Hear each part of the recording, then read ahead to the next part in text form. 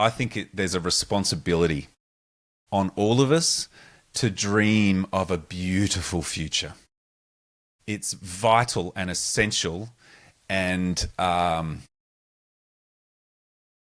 it's a real sign of maturity, I think, and leadership for every single one of us to dream a beautiful dream for humanity, to have the discipline to take in all of the, yes, we're going through some pretty horrible things right now, but have the discipline to believe in a bold, beautiful future. My name is Simon Waller, and this is the Future with Friends podcast, the show where I make zero attempt to try and predict the future, even though I'm a trained futurist, and instead I enlist my friends to do it for me.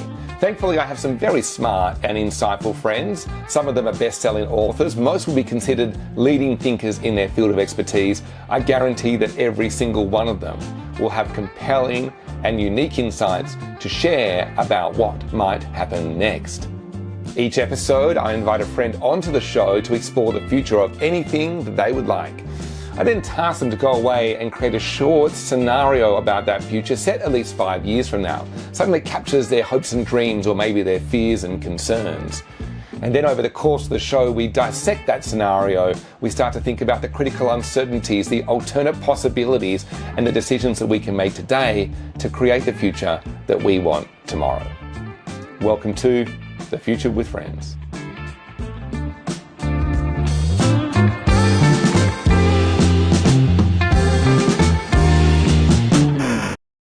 Welcome to episode 5 of The Future with Friends. This was the very first ever episode recorded in front of a live online streamed audience. My guest for today is a very dear friend, someone I spent a lot of time with over the last few years, the amazing Mykel Dixon. And Mike shares his vision for the future of the past. He shares a scenario which brings this idea of ancient wisdom and knowledge into the kind of modern society. And when we think about this concept, we often look at it through the lens of regression, that somehow we have to go backwards before we can move forwards again. But what Mike shows in this scenario is that this is more a question of fusion or integration. It's about bringing two things together to create something bigger and better than either culture could have provided by itself. Being a live stream and the very first time we've done it, actually a few things went wrong in this recording. There was about 8 times during this recording that my video entirely dropped out. If it wasn't for the amazing edit that Sarah's done and the fact that Mike is a consummate professional when it comes to live stream events, this may have turned out a whole much more wonky than it did. I hope none of that detracts from the amazing conversation and the content that gets shared. I think you're going to love this episode. Welcome again to The Future with Friends. Hey, welcome to episode 5 of The Future with Friends. Today I'm being joined by a very dear friend of mine, the incredible Mr. Mykel Dixon. Cue applause. Cue the applause. Cue the applause. That's right, what needs to happen, the clapping. Now, as I said, I like to start these shows by proving that the friendship is real. I have a very vivid memory of how we met. And I'm not sure if it's something that I've made up in my head or whether you share this experience. And so I'm just going to ask what your memory is of us first meeting. It was super memorable.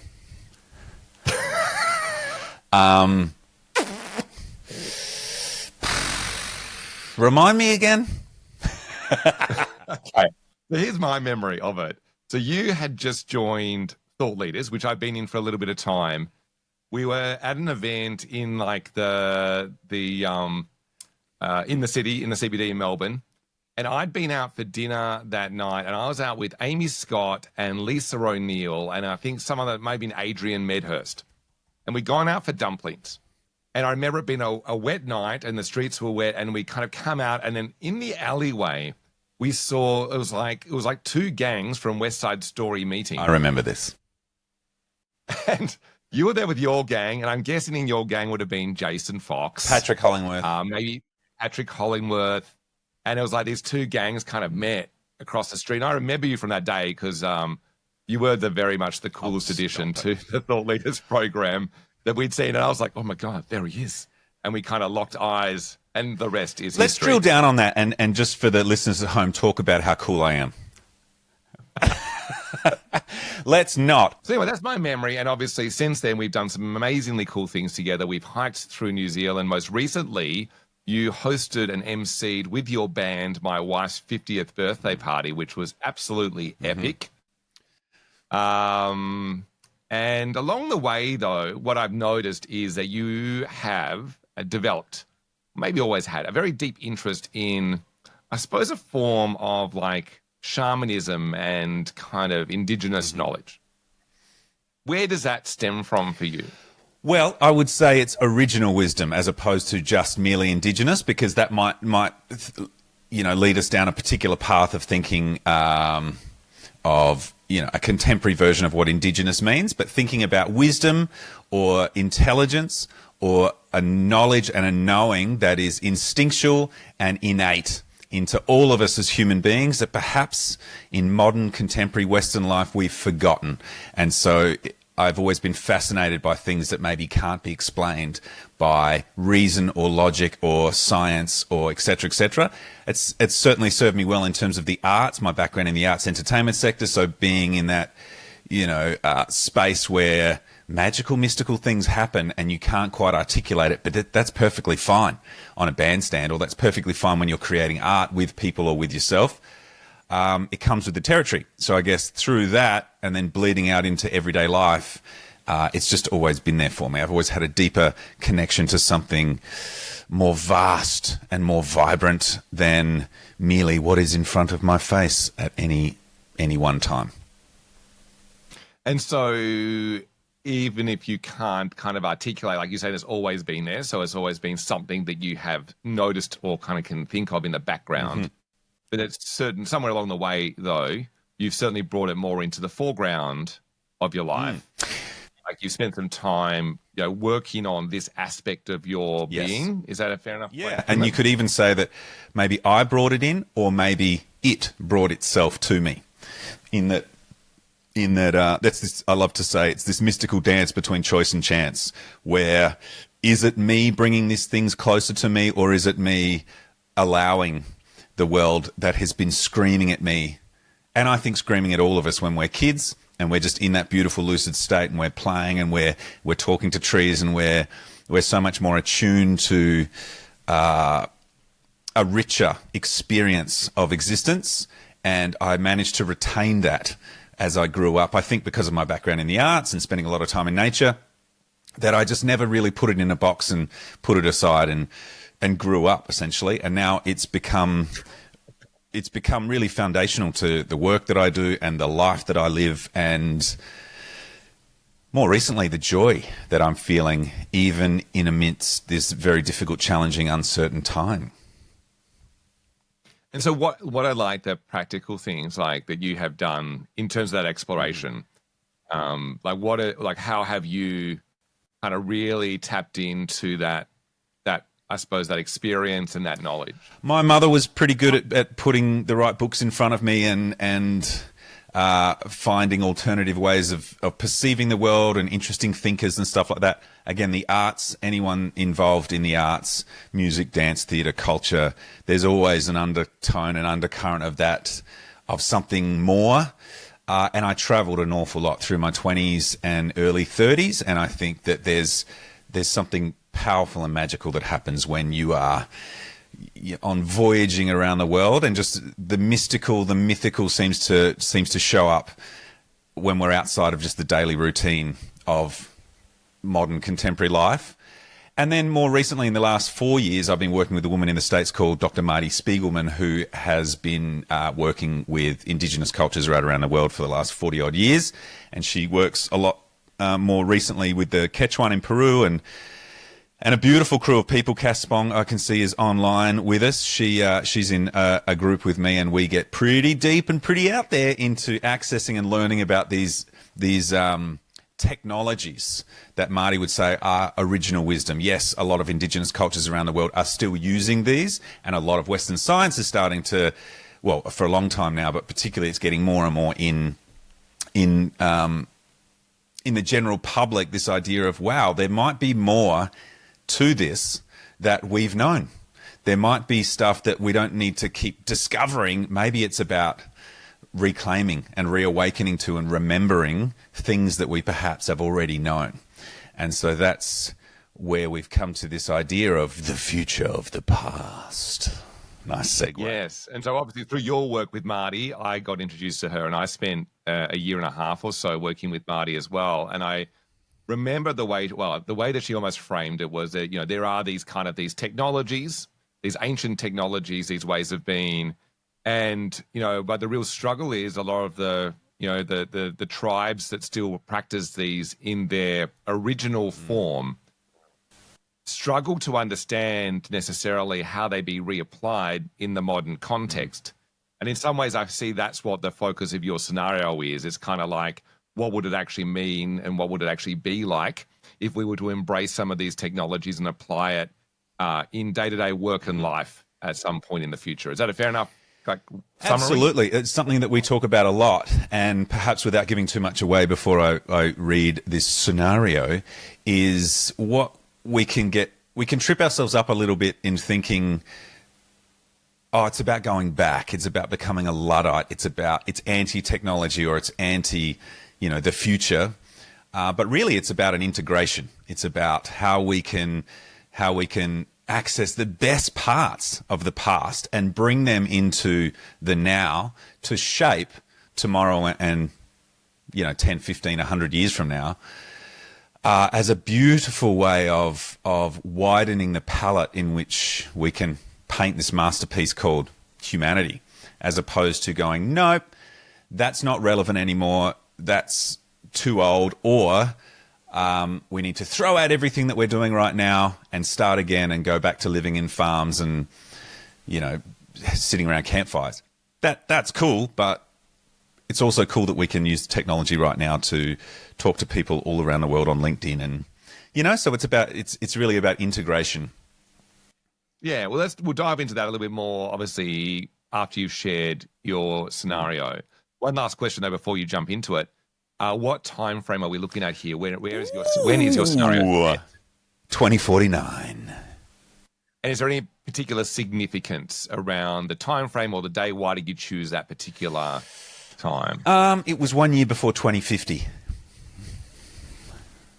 Think about it. Okay. Yeah. Yeah. Yeah. I just, that's what I came up with. Perfect. Well, I'm going to hand over to you, Mike, your opportunity to read from the start to the end, your scenario about the future of the past. Can I set a little context for people just by doing this for a second?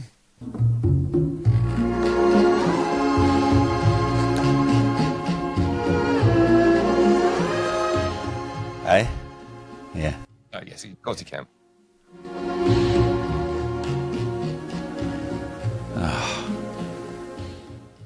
The future of the past.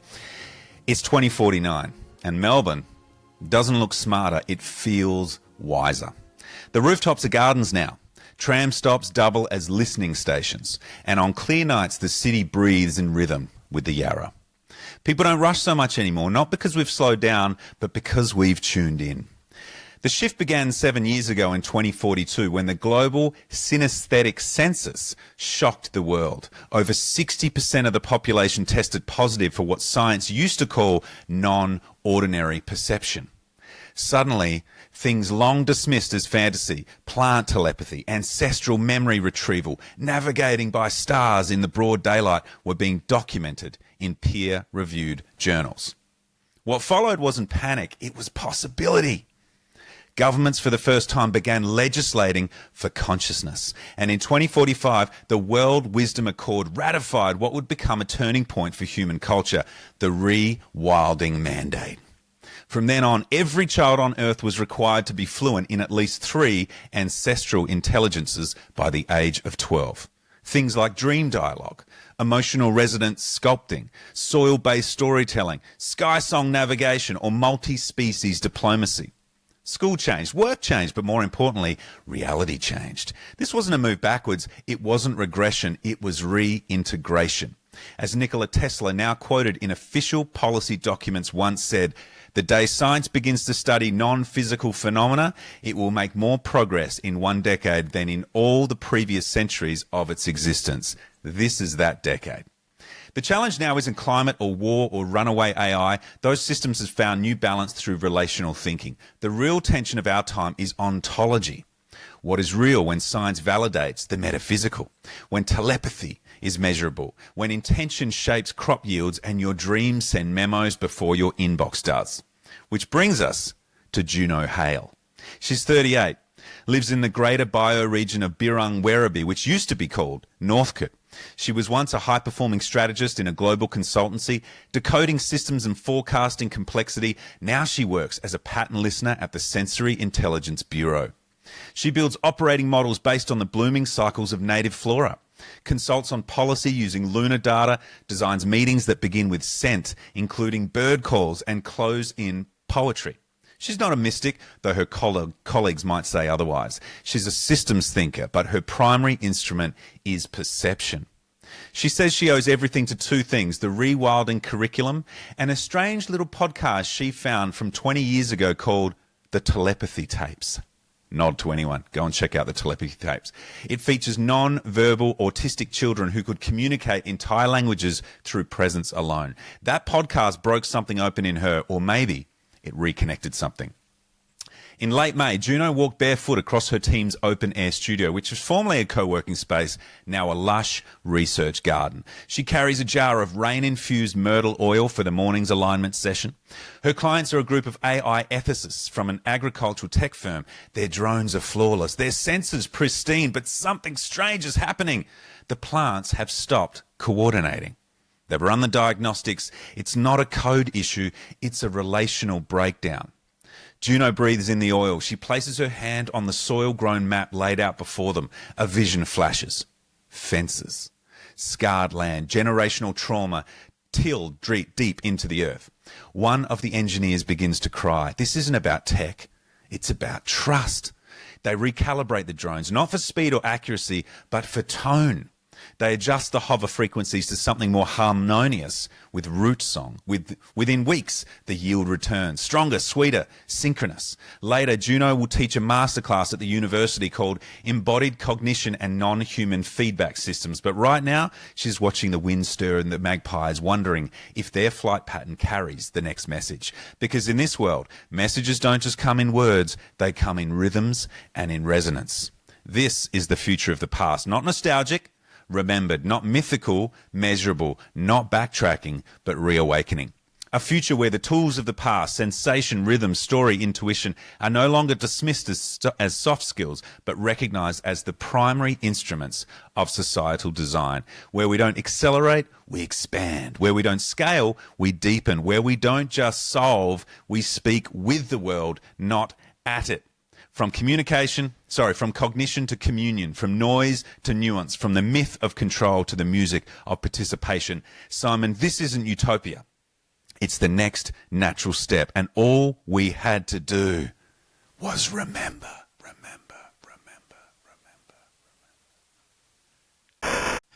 Wow. There is so much in this, and not just because it was 2 pages long. Like, there is just an incredible amount of content for us to dissect in there. Before we do that, I'm curious just a little bit about the process of writing this. How did you go about it? What was the inspirations that you kind of came across along the way? What were perhaps even the challenges of kind of trying to articulate something like this, 24 years in the future? I spent a good few hours just going deep into this, and I sent it through to you, and you said it's too long. So that was the first. That's where it started. That's where it started. I found this is quite a beautiful process, because I will admit, when you first said, hey, jump on the podcast and let's do this scenario thing, I was like, I don't want to create a scenario for the future. I just couldn't see past this idea of, we need to focus on now. I don't want to talk about the future. There's so much happening now. I'm more interested in now. Why are we always inventing these future scenarios? it seems pointless and useless. What? No, Simon. And I actually really struggled with it. And I stalled and I stalled and I stalled. And it wasn't until you gave me a very gentle nudge saying, dude, we need to do this next week, that I thought, okay, I'm going to have to sit down. And I sat down and started writing, and something really beautiful happened, actually. I started remembering how wonderful it is to have a vision of the future. And I started just getting lost in, well, how cool would it be to live into this big, beautiful, bold future? Like, why does it have to be a future that's, I don't know, war-torn and dystopian and all kinds of trouble? It was such a beautiful process, because the more I started writing, the more excited I got about the future. And the more I started realizing, wow, without a vision of the future, we're pretty lost in the present, actually. My choices, my behaviors right now are really driven by having a future that inspires and kind of empowers me to make different choices now. So I found the process quite amazing. Yes, I think that's a really beautiful insight around futurism, is that often it kind of can be super inspiring. And in fact, one of the things I kind of picked up in this, because I have struggled, I think, with probably some of the same questions that you have struggled with over the years, which is there is this, probably on one hand, a really deep need for this type of integration of ancient knowledge to happen. And yet at the same time having no real clarity about how that's actually going to occur. Yeah, well, if we want to talk about the specifics of what that scenario is, I think it is very, very exciting time to be alive now. And I would say even doing this scenario helped me get excited again, in that I've been stuck inside a narrative, inside a story for quite a long time, that we're always fighting against something. And that people just aren't ready, or that the systems that we live in are too entrenched, and we're too far, and collapse and social, economic, it's all going to fall in a big heap, and doing this process actually helped me go, that's right, they're just stories that I'm attached to. And what about all the wonderful things that I want for the world? Well, why couldn't they come true? And why couldn't we start to bring through or reawaken to these powerful, powerful technologies and powerful intelligences that have been here all along? And the more that we do that, the more we start to see them, and then the more they start to filter into our life. And I actually wrote a newsletter about this, inspired by this process, and sent it out yesterday. And what I came to through writing that newsletter was, we need a vision of the future to live into. And but underneath that vision or that dream, if we don't believe it's possible, then we stop visioning and we stop dreaming. And so then we stop seeing not just the big visions, the big scenarios. We actually stop all these little signals and stop seeing all these love notes and signposts on the way to that potential becoming. And so I can see how important it is to do this scenario stuff, to help us not just have a big vision of the future, but actually then to bring our awareness back into the present, to start to look for and notice things you could say in your workplace, etc., but in the context of this conversation today, start to notice these mythical, mystical, magical, emerging, unfolding mysteries that might take you back to childhood, or might take you to those moments you've had when you're looking out at the ocean and you're thinking, God, there's just something beautiful about this. Or you think of someone and then they call. Or you're at a music festival and the band seems to play this thing, and you look around and you catch eyes with someone who's 50 meters away, and you've never met, and we're having a moment together, man. Whoa. And there's this electricity and this collective effervescence, as it's known. There's just so many powerful, exciting, dynamic things that are always there and always available to us, but without believing that they're possible, then you miss them. So this process helped me, even though we're talking about the future, it's actually starting to really shape the now.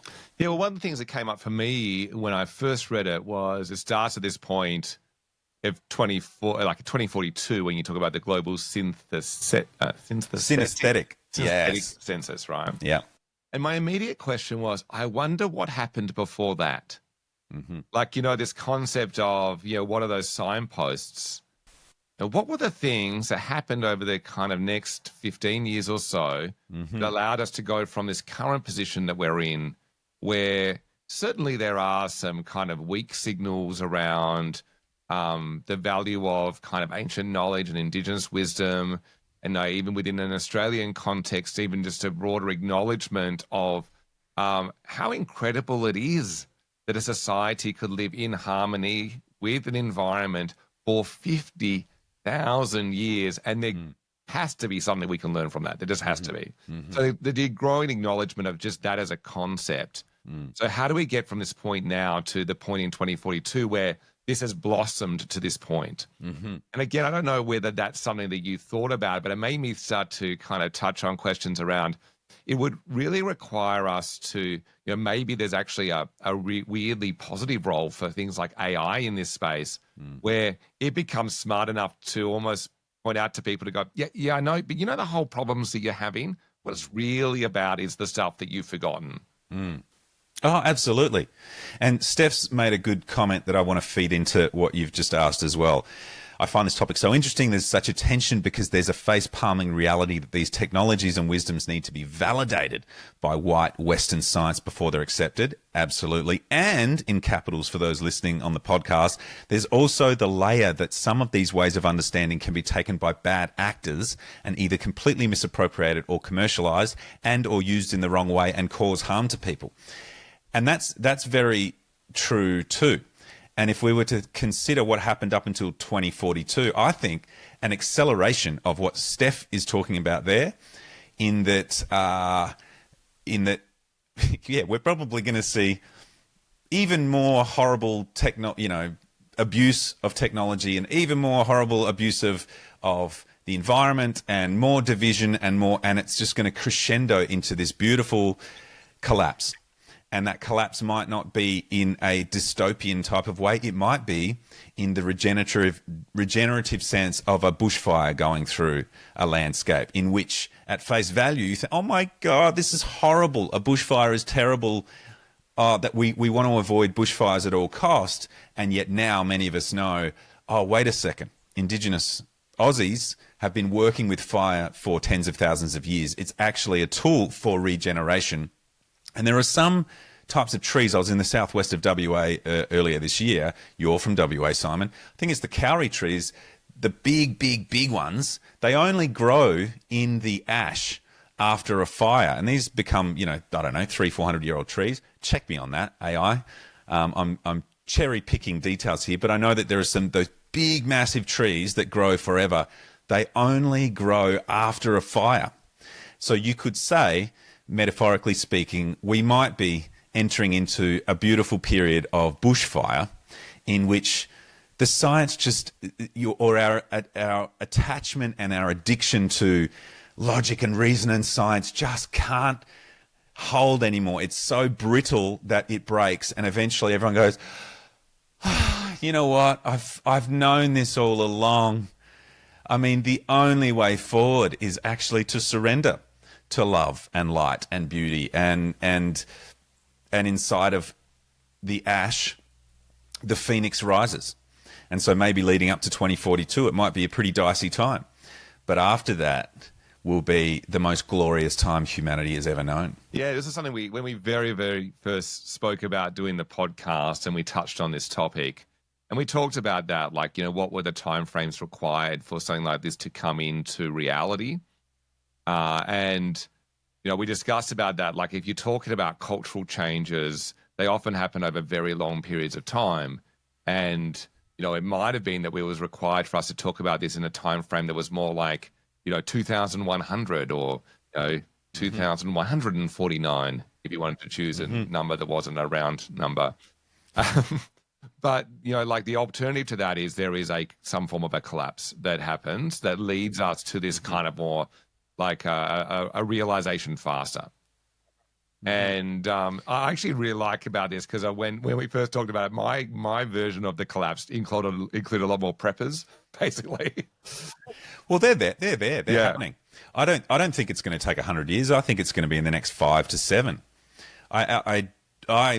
My personal belief is I was pretty dark the last couple of years because I went way too deep into doomsday, end of the world, climate, economic, political, Trump again, all of this stuff. And it's playing out as all of the experts that I listened to for years off the back of COVID and just got obsessed in that space. Everything is kind of rolling out exactly as they said it might.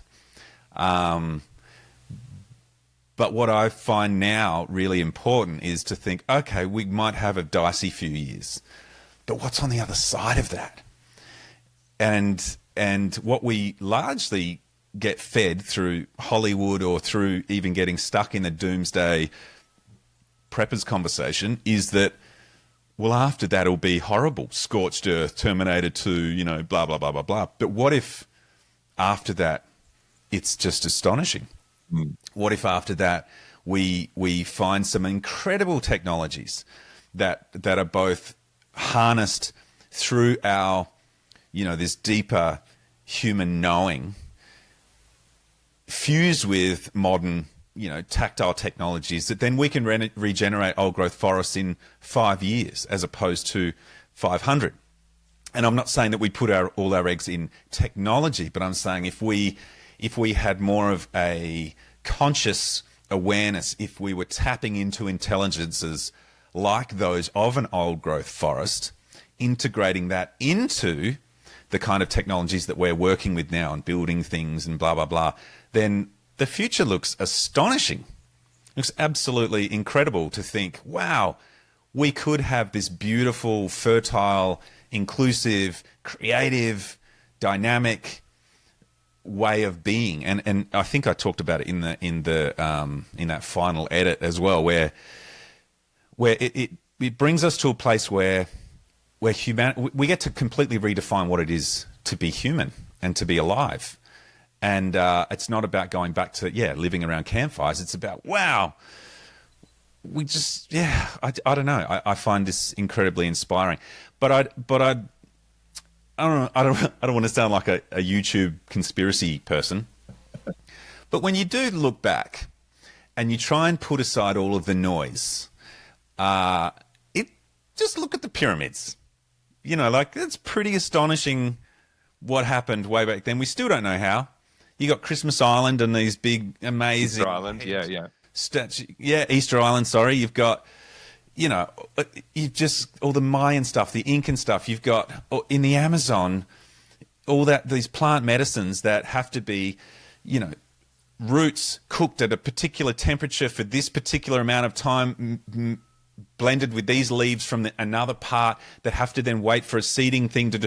There is the intricacies of the recipe to access these particular enzymes in these particular combination of plants. And then you'll talk to a shaman, and none of this is woo-woo. This is literally like Western, anthropologists, scientists will talk to the shaman and say, how did you come up with this? The plants told me. As a matter of fact. And up until very recently, a lot of, colonial Western blah, blah, blah would say, oh, that's just so naive. The plant talks to you. Okay.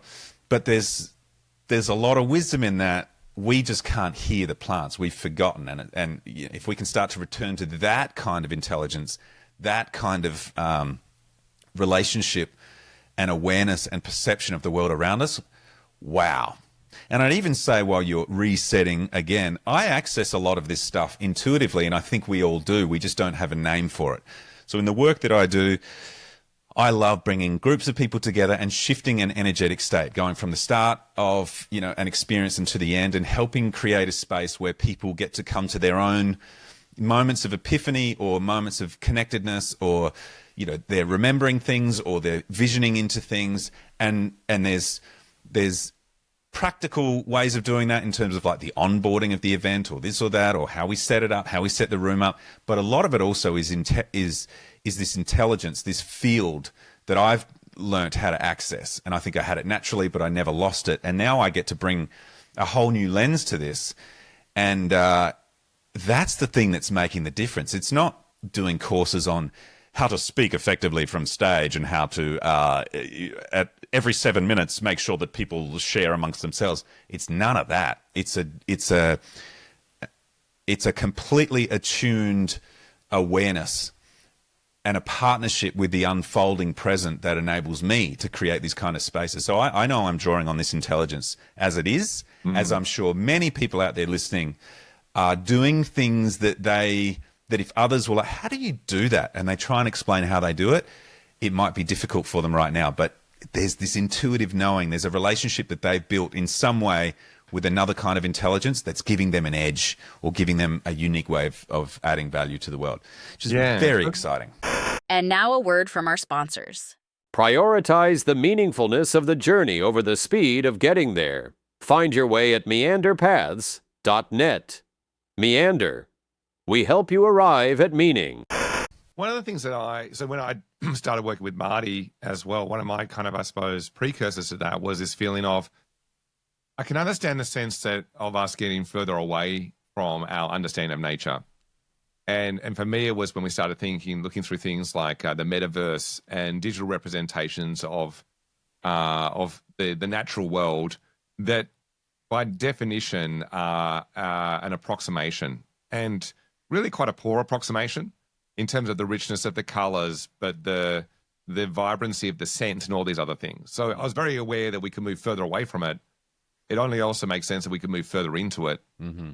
You know, and I do believe that we all at some point in our past, and as you said, you brought up when we're kids, we spend more time in nature and outside, and we kind of, you know, forgot a little bit of what we already had. So I completely buy into what you're talking about, this idea that there is a deeper knowing. What I loved about this scenario was almost like we accept that there are limitations to our technology, and rather than seek to answer that with more technology, we do actually open ourselves up to hey, are there other avenues that we could potentially pursue to resolve this issue that we have around our crops? And I think that that's really lovely. Like, it's a symbiotic relationship that you describe, which again, I think is not what people normally think about when they talk about re-embracing the past. They do think of it through the lens of what we would have to lose, as opposed to what do we have to gain from that exchange. Yeah, and even seeing our evolution as this linear pathway moving from less conscious or less evolved to this magical. So we've always got to be looking forward to finding the answers. Maybe there was a little glitch in the system, and somewhere along the way we forgot. We disconnected from a vast source of wisdom and intelligence that we need to go and reconnect with that and start to source from that again in order to move forward in a new, dynamic, exciting way. So tell us, like, within what were the ones that you've kind of seen that you go like, oh wow, that actually really feeds into this narrative that we're creating? I did an event on Tuesday, and for 100 farmers up in Albury, and I certainly had an idea, a stereotype of farmers. And I apologise to any farmers out there for my stereotypical view, my presumption that perhaps they were hanging on to older ways of doing things, that perhaps they were a little closed. No, we need to extract as much value from the land, and we need to, blah, blah, blah, and no one in the city understands us. And what surprised me being there was everyone was talking about regenerative farming. Everyone was talking about, I've always had a deep spiritual connection to my country, and I'll have moments out there that I can't put into words, and I want my kids to have that same. And I was so taken aback by people working the land using language that you might say is very inner city, hipster, progressive, cool, woke. And these are salt of the earth types that were really attuned to they were saying we're custodians of country, and they were saying, we want to help people rediscover their connection with the land through food and through farming and through getting their hands in the soil and all this. And I was like, whoa, that's a big signal that things are changing. I mentioned the telepathy tapes, a moment ago. I mean, stuff like this that I'm on the edge, so I'm always looking at this stuff and reading this stuff. But what I love is that a pop culture podcast can make it into the hearts and minds of so many people that maybe have not come across this stuff before. And for those, if you do, I thoroughly recommend checking out the podcast. But she does it so well in that she starts with look, I'm going to do this, and, you know, we're doing it all scientifically and provy, and and then you get towards the end and it's just all bets are off. Let's just go there and start talking about really what's going on. So she's done it very well in terms of, like, I'm going to meet you where you are and then take you where perhaps we can all start to go. And I'm seeing that a lot in the conversations I'm having, even with clients, or when I go and listen to other speakers. The language that maybe 8 years ago might have been, oh no, that's a bit out there for us. That's now common, you know, and we're really moving to quite I'm quite inspired and sometimes challenged, because I think, oh man, wow, I like to think I'm always on the edge and pushing it, but now, wow, maybe now is not the time necessarily to push. It's to double down on all these things and just make it so accessible and so matter of fact that this is the time, you know, reconnecting with one another, reconnecting with our relationship with the planet. Love and beauty matters.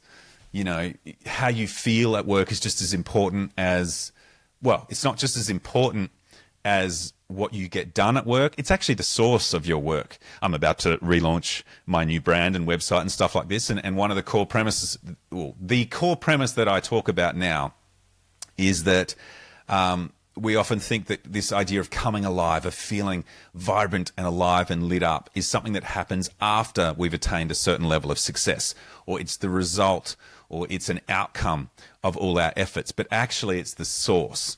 And if we can shift from getting ahead and hitting this destination and you know, achieving something, to actually feeling that sense of aliveness first, that's the power.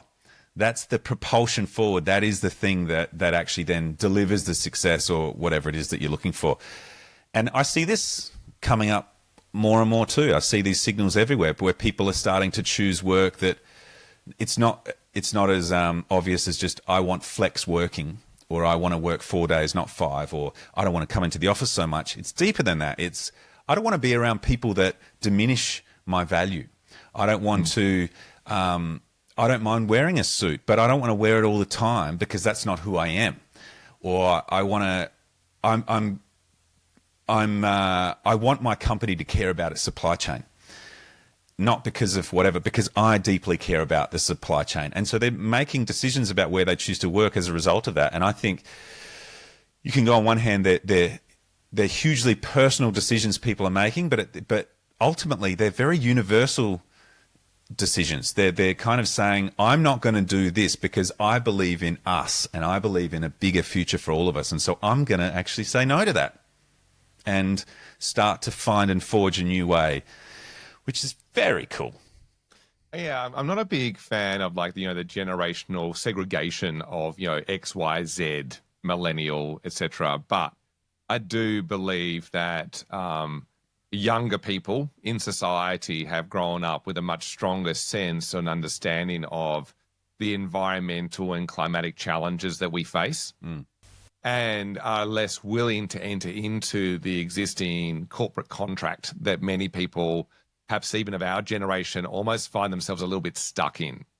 Like, there's a system that's been in existence that kind of has led us almost to the point where we are. I suppose that's my, to challenge a little bit around your scenario, or almost like, not to challenge, but maybe to find, where's the friction going to exist? Where's the pushback going to come from? How is it that we actually fight back against, against a bigger social system that's kind of taken us so far in some ways off track relative to what you're putting forward? I would play devil's advocate to your devil's advocate and say that I think every generation, the older I get, the more I realize, every younger generation is very aspirational and we're going to change things, and then you got to get a mortgage. and then you get kids, or then you think about the future, and then you start to, life becomes a little bit more layered and textures, and you're starting to make choices, and hang on, maybe I'm understanding what my dad or mother or the next generation said to a certain degree. So I feel like the everyone not sells out, but we get beaten down a little bit, because this system is pretty heavily entrenched. But in saying that, I don't think it's the fight. I don't actually think it's fighting that system. As Marty would say, it's about new seeds. It's letting that old stuff die. This old system is not going to be around for much longer. It just can't. And that's not me. That's historians. That's people that have studied social, collapse. That's civilizational collapse. These people are, oh yeah, cool. All the telltale signs are here. It's not the end of the world for humanity. We will continue. But yes, the culture we've built, whether it's capitalism or whatever, it is going to break down, and there will be something new. So our focus would be less about trying to fight or fix capitalism, and actually starting to sow the seeds for something new, something that we don't know yet, which is this integration piece, which is super exciting and somewhat terrifying. But I think as a full circle moment, if we learn to trust and rebuild that connection with something greater than ourselves, thinking that we've got to figure it out in a boardroom somewhere and strategize and come up with scenarios, if we actually tune into a bigger, wilder intelligence, I think we're going to be just fine. I'll tell you a quick little story if I can. I've got some beautiful friends up in Mangala country, which is the Kimberley, and Naraya Jedi, who is my queen of the desert. She's a dear friend of mine. And we got to spend some time up there last year, out on country with her mob and her mum and all the crew, and it was awesome. And there was a night on the last night, we're out there for a week or so, a couple of weeks, and there was a moment where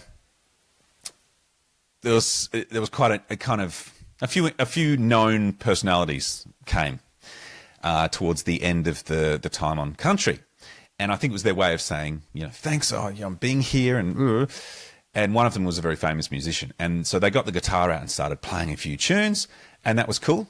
And we were all there. There's probably about 8 white folk and maybe about 15 to 20 of the mob. And we're all sitting around one big fire, and the song, one song's being played, and then a second, and we're all, this is great. And then a third, oh my God, I can't believe we're getting a private concert under the stars from this famous musician. And then another song, and then another. And the guy at the party that maybe plays 1 or 2 songs too many, that was starting to creep in. And I remember poking my head up and thinking, where's all the mob? There was like a lot. We were all focused on this one thing. And then I looked around and I realized 10 meters away, they'd all got up and left and just started to build another fire. And so they were sitting there with a bigger, better fire, while all the white folk were sitting here, listening to this musician. And at that moment, I think it dawned on everyone, and we went, we've been briefed pretty heavily when we come out on country. It's not about us talking. We're there to listen. And if we're quiet enough, we might get to hear the old people. And the old people could be ancestors, or it could be country itself, or it could be anything at all. But if you're quiet enough and you're present enough, you could hear things. And so, a couple of songs, sure, great, thanks, appreciate it. But then we were so addicted to, oh my God, this is like, wow, we're getting this thing. Oh, yeah, that's right. We're supposed to shut up out here. But they didn't say, hey, guys, I just want to interrupt and let you know, they didn't rally against the system. They weren't trying to fight against what was emerging or try to, there was no conflict. They just got up, moved 10 meters, started another fire without any of us realizing. And then one by one, we all moved to their fire. And I thought that was profound. And there's a little story. I might as well keep sharing. I saw this happen when I got back from Broome, and I was in this house, and my son, my eldest sonny, he's always up to stuff, and he kind of got adopted by the mob because he's just so like them. He's just always up to interesting things. And one morning he's up to something, and I was like, what's he doing? He's well, I'll leave him go. I went and had a shower, and I came back, and he was out. I was like, where is this kid? We got to go to school. And he was out on the driveway. He'd found a little table and the little chair, and he'd taken himself out on the driveway just where it meets the road, and he had his Weet-Bix, the honey, a little bowl. He was in his dressing gown, and he was just eating breakfast on the driveway. And I was like, wow, that's so cool. I have the most gorgeous picture of this. And I thought, I don't eat Weet-Bix, but it's a mild morning in May. This is last year. It's actually a really good idea. I think I'm going to have my breakfast out here too. And then his brother came out, Dusty, and then Kate came out in her dressing gown. And then a few of the neighbours walking their dogs, they were like, oh, this is a lovely. They stopped. And then a few people driving to school, they pulled in.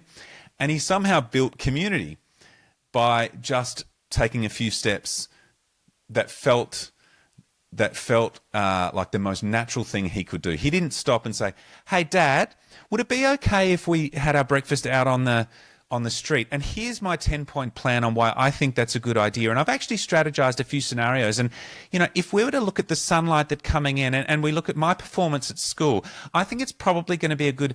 He just went and did it. And as a result, the people that were ready for it, i.e. everyone in our house and everyone out on the street, were just naturally compelled to this glitch in the matrix to doing something differently. So that's my long-winded story way of saying, I'm not sure we have to fight the system. I actually think the system is going to eat itself, and our energy and focus and attention will be far better spent building another fire, having our brekkie on the driveway, following what feels most natural to us, and sowing seeds for a future that we're yet to, you know, we couldn't possibly know what it is. So yeah, it feels like in that there's like a real there's almost like tapping into an intuitive idea of like, yeah, why wouldn't I want to be just slightly more connected with the world and my neighbors and my tribe or my community?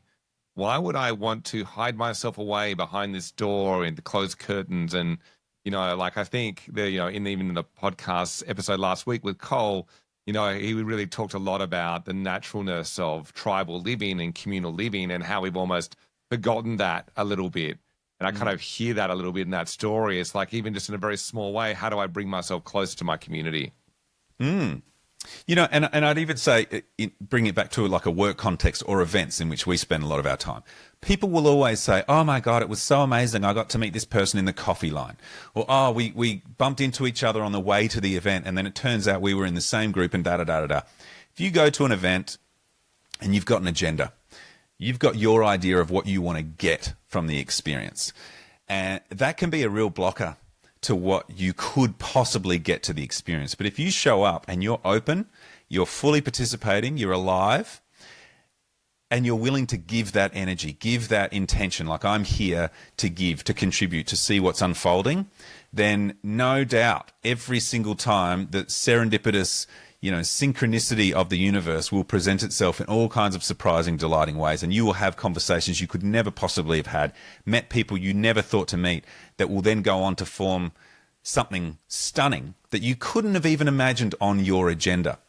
So, you know, even in a very real sense, this is available to us now in the smallest of ways, is to start attuning the way we perceive the world and start believing that there is an intelligence. It's not woo-woo. It's actually energy. It's physics. It's the way the weather moves, and just allowing ourselves to be in that place, you know, and trusting that we don't have the answers, but we have the answers, and they'll come when we're ready to finally hear them. Which kind of is a beautiful kind of segue into what I suppose starting to, close out the episode. But a question I really had for you was, this is such a beautiful and inspiring scenario. And it's what I think that so many people would kind of like almost yearn for a little bit, like almost like, oh yeah, I could imagine that. I could imagine wanting more of that in our life and in our society. What do you imagine that us, like as individuals, people listening to this, what would be, and I think you touched on a couple of them there, but like what would be the things that you could do or how you could be to kind of nudge the world just slightly more in this direction? Super simple yet profoundly powerful actions to take would be to get in nature as much as possible. You know, the science talks about this, but every great author or poet or musician or artist or thinker, someone that's evolved the world in whatever way, they'd work for a few hours and then they were out. They were walking, they were swimming, they were having beautiful dinners with friends, drinking gin, talking about their latest novel, whatever it is. It's not from grinding. We're not gonna progress this thing from staying at our laptop even longer. It's going to come from getting back into wild energies, from putting ourselves in places and spaces that are bigger than us. So that's just going to the ocean as much as you can, walking down the street, sitting by a tree, finding a sit spot. It's simple. The second thing I'd say is by putting yourself in place of larger forces, larger energies, and just letting it swirl all over you. That's why these farmers the other day blew me away. They're so attuned to this stuff. They're like, yeah, we're on board with this because they're spending all day out in the bush. They got their hands in the soil. They're looking at the stars every night. They're not watching Netflix. So maybe they don't have the eloquent language to frame up their experience, but they are absolutely present on country all the time, which counts for a lot. The second thing I'd say is the arts. Like, spend more time listening to music, spend more time reading novels, spend more time putting yourself in places that inspire you, that move you, that get you to feel something. It's not going to be reading more business books that is going to help you progress. The Harvard Business Review, Forbes magazine is not going to give you an edge. It's actually going to be Chemical Brothers, or it's going to be Underworld, Simon, or it's going to be a play that you saw. I'm looking forward to seeing another musical, this Hades Town, this Saturday night in Melbourne, which is a new musical. All the rave reviews on Broadway, so it's going to be cool. And then the third thing I'd say is to hang with people as much as you can, to be in relationship. COVID really affected us in a big way, and I think we're seeing the long tail of that, particularly in Victoria, particularly in Melbourne. Getting together with people, but not for a quick coffee between meetings, and not with an agenda, but a hang, where you hang out. Maybe you cook some food, maybe you have a wine, maybe you don't, maybe you do. So being in relationship with others and letting time just unfurl, making the time for that. Again, we've been doing that for tens of thousands of years. It is just so vital. It is so important. And ultimately, if I can, I know we're a couple of minutes over here, which is fine, this is the best prescription I could ever give anyone. And I talk to this with executives that I work with. So you want your people to do their best work, help them live their best life. If we want to not just move this planet into a more beautiful, inclusive, vibrant, fertile world, but even for your own life, your homework is to go and live a radical life, to fill it with art and nature and relationships and celebrations. And you don't have to learn how to do that. You know how to do that. And this remembering and this reclaiming and this allowing life to come through you and to bring your work and life alive, isn't that just the best homework you could ever possibly have? So that's my homework for everybody. Amazing. It just makes me want to get off this podcast and literally drive around the bay and just spend the rest of the afternoon hanging in your backyard drinking beer. Let's do that. Why not? And it will be more effective for our work. It'll push the world, that little bit closer to this new fertile possibility like this scenario. It won't come from us sitting in a boardroom under fluorescent lights trying to battle out the future. It's going to come through actually remembering how magical life is. And if we're close to that every single day, if we wake up every single day and, man, what a gift this thing is, and more people start doing that, then the choices that we'll make, the policies that we'll put forward, will legislate things that will be so much more attuned to the world that we deserve. Because it's like, why wouldn't we? Yeah. You know what I'm saying? 100%. Yeah. Hey, this has been such a beautiful conversation. I know it's been a little bit glitchy on my side, but you've been the consummate professional. You've kept the conversation rolling. It's been just like old times. Yeah, man, I look forward to catching up and hanging whenever we get to do it next. One last question for you, Mark. I know you touched on this before anyway, but what did you learn out of this process? I know you talked a couple of things earlier on about almost a sense of optimism that came from having this vision. Was there other things that came out of this, though, from spending some time almost like deeply in this space of the future around the past? It's so important for us to believe in dreams. We absolutely have to. Tim's online. Oh, my man, sorry to interrupt there. We need to catch up. We were supposed to catch up a long time ago, and we need to. So that is lovely seeing you there. He'd be good on this podcast. He's on the list. Oh, there you go. It's so important for us to allow ourselves, and I'd even say more than that. Instead of allowing ourselves, I think there's a responsibility on all of us to dream of a beautiful future.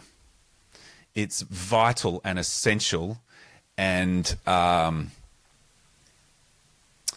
it's a real sign of maturity, I think, and leadership for every single one of us to dream a beautiful dream for humanity, to have the discipline to take in all of yes, we're going through some pretty horrible things right now, but have the discipline to believe in a bold, beautiful future, because that's going to be the thing that gets us there. Focusing on that, focusing on the new shoots of growth, focusing on, the beautiful seedlings that are growing in various ways. It's not going to be looking back at the destruction or, so really, have the discipline to dream is what I Beautiful. learned. Yeah. Hey, thanks again, mate, for being on the podcast. It's been absolutely awesome. Thank you so much for our audience who's put up with all the glitchiness. If you're listening to this online, it's probably all been edited out and you won't even know that it happened. But trust me, it's been difficult at times today. Nothing to do with the guest, though. Mike has been absolutely amazing. Thanks. Thanks, everyone, for tuning in. And we will be back with another episode in a couple of weeks. Well, that is all for this week's episode of The Future with Friends. If you've enjoyed the episode and you want to support the show, the number one thing you can do is share it with your friends. In fact, it would give me no greater joy than to think in a small way the conversations I'm having with my friends could be a positive influence on the conversations that you are having with yours. Other ways to support the show include going onto the podcasting platform of your choice and giving us a rating. Obviously, I would like it to be 5 stars, but you should ultimately do whatever feels right for you. And if you don't feel quite ready for that yet, if we're not at that point in our relationship, the other thing you can do is send me small gifts in the mail. I always enjoy receiving them. Well, that is all for this week. We will be back in another couple of weeks with the next episode. And so until then, my friends, I look forward to seeing you again.